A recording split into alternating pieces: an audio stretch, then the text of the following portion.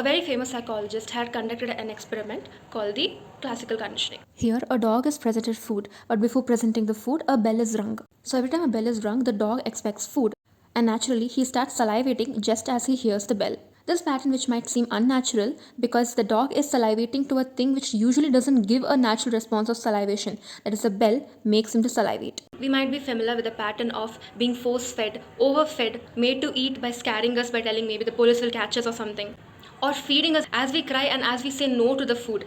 This all happens between the ages of 0 to 6 or 7. And sadly, this is also going on even now. Even today, children do not respond to food in the normal way.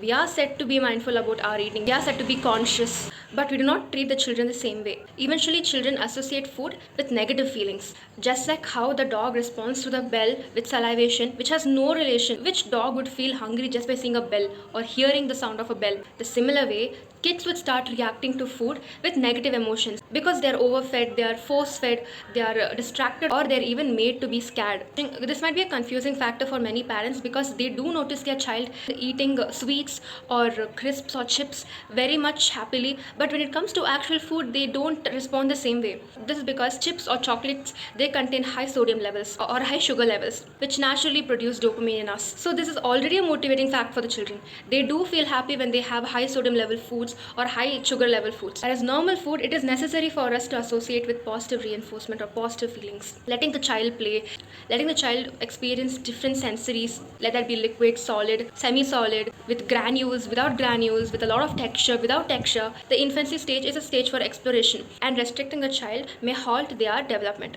Giving the freedom to explore, giving the freedom to experience different feelings and sensories is very important for the child. What the mother can do instead is role modeling, showing how to eat by eating in front of the child using a spoon or involving other family members. That is, dinner time means it's not separately for the child. As a family, the child is also involved in the dinner time. It's okay if they make a mess. The child is not going to make a mess for years. It might be only for 1 or 2 years.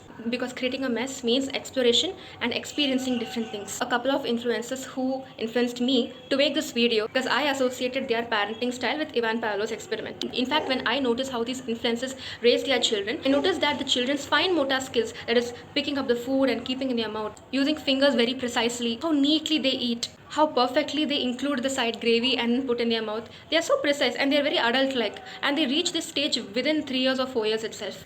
So the messy stage is only for 2 years max. There might be some messy days even after 3 years, but it is very rare. I don't mean to give extreme freedom to the child by not giving them food just because they say no.